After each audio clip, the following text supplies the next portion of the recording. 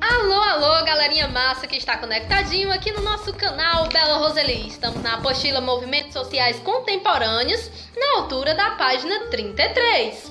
Então, gostaria de mandar aqui um alô para Aderito, Simone, Denise Barros, para a professora Elianice, Genilza Alencar, Aurélio, Jorge Luiz, também para o nosso querido professor que estava aqui conosco, o Melo. Gostaria de mandar aqui um grande abraço para meu amigo Belry e também para Anderson Crespo. Sejam todos muito bem-vindos. Eu também gostaria de agradecer o presente, muito lindo.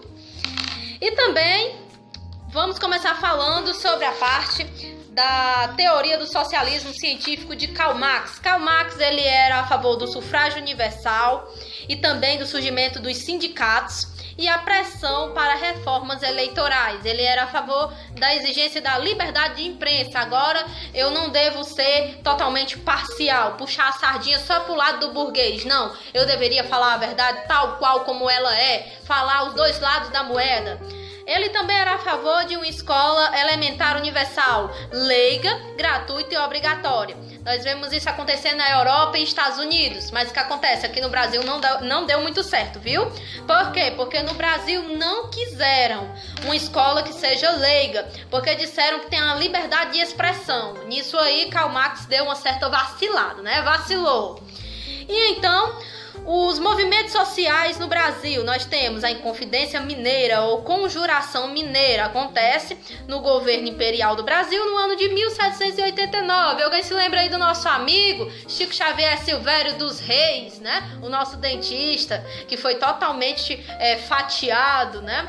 Por culpa que ele quis fazer uma revolução exatamente em Minas Gerais. A capitania ainda era da época que o Brasil vivia sobre a dirigência de capitanias hereditárias, certo? E então, nesse período aí, durante o século XVI, XVII, XVIII, principalmente no finalzinho do século XVIII, a Inglaterra vivia sobre um lema da Revolução Industrial, que slogan era esse: laissez-faire, laissez-passer. Deixa fazer, deixa passar. Você pode comercializar com quem você bem entender, meu querido, porque você tem autonomia e você pode, né? E então o que acontece? Tem o Pacto Colonial, que reinava no Brasil, e ele passa a perder o seu sentido e significado quando ele passa a ser questionado pelos habitantes da colônia brasileira, junto à metrópole portuguesa. Esse processo de questionamento produziu a destruição do Pacto Colonial.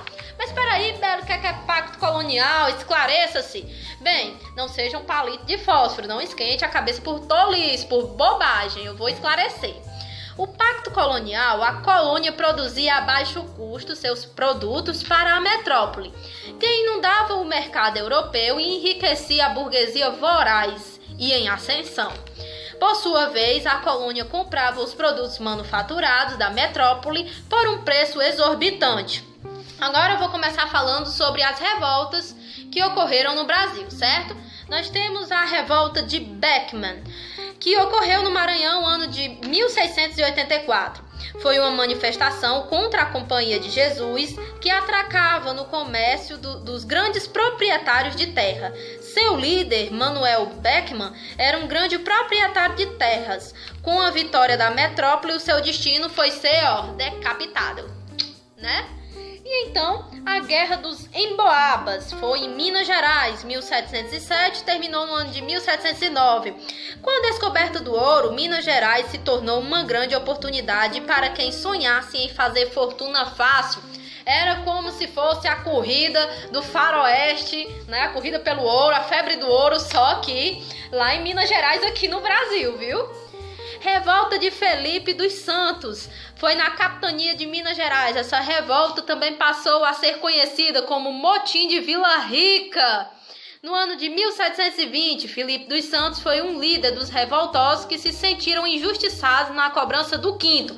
Para quem não se lembra, gente, tinha o quinto e tinha a derrama, que era justamente uma tarifa que o rei cobrava por todo o ouro que era retirado da região. Minas Gerais era tão rica, né, que o nome do lugar, né, onde se extrai isso aí, passou a ser chamado de Diamantina Vila Rica, né, porque tinha muitos minérios, tinha diamante, né. E também quem não se lembra da história da nossa querida Chica da Silva, né, Chica da Silva, ela era ali dessa região, ano aí mais ou menos de 1720, e ela vivia ali na região de Diamantina, pertinho ali de Vila Rica também, ou seja, tem contexto histórico aqui da revolta de Filipe dos Santos, que eles eram contra o quinto, que era 20% do ouro que era recolhido, certo? Guerra dos Mascates, Pernambuco, ano de 1710. Esse período foi de grande tensão, pois os grandes proprietários de terra, os escravocratas de Olinda, detinham o poder político e econômico. No entanto, uma camada de comerciantes locais chamados pejorativamente de mascates passou a se destacar por seu poder econômico, mas esse poder não lhes permitia alcançar cargos políticos, certo? E então nós podemos falar também da Conjuração Mineira, ano de 1789, a defesa da liberdade comercial e a eliminação do monopólio e outras reivindicações que escamoteavam a ação principal da questão do envolvimento do levante popular pela liberdade de mercado, certo? Nós podemos citar também a Conjuração Baiana, ano de 1798. Esse movimento também é conhecido como a Revolta dos Alfaiates. Os ideais iluministas liberais eram o fundamento dessa Revolução Francesa que houve e serviu de inspiração para a Conjuração Baiana. E então, alguns estudiosos do tema sugerem que as reivindicações sociais da revolta se devem à influência dos ideais franceses. Olha aí, Revolução Francesa se misturando aos ideais da Conjuração Baiana, a Revolta dos Alfaiates. E por fim, galera, a gente pode citar que nós fizemos aqui um passeio sobre alguns movimentos que aconteceram aqui no Brasil e também nós falamos sobre a parte do marxismo científico, falamos de Conjuração Baiana, Revolta dos Alfaiates, falamos também da Revolta de Filipe dos Santos, Guerra dos Mascates, Conjuração Mineira e também Pacto Colonial. Aqui é o nosso canal Bela Roseli, reunindo todo o povo em nome do conhecimento, destruindo muralhas e construindo pontes da sabedoria. Eu sou Bela Roseli e grande beijo no coração e até a próxima edição!